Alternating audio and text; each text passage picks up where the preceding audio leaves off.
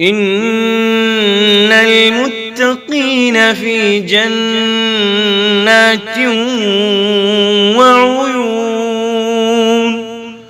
ادخلوها بسلام آمنين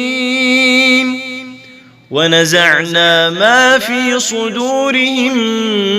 من غل إخوانا على سرر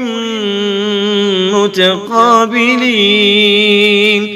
لا يمسهم فيها نصب وما هم منها بمخرجين نبئ عبادي أني أنا الغفور الرحيم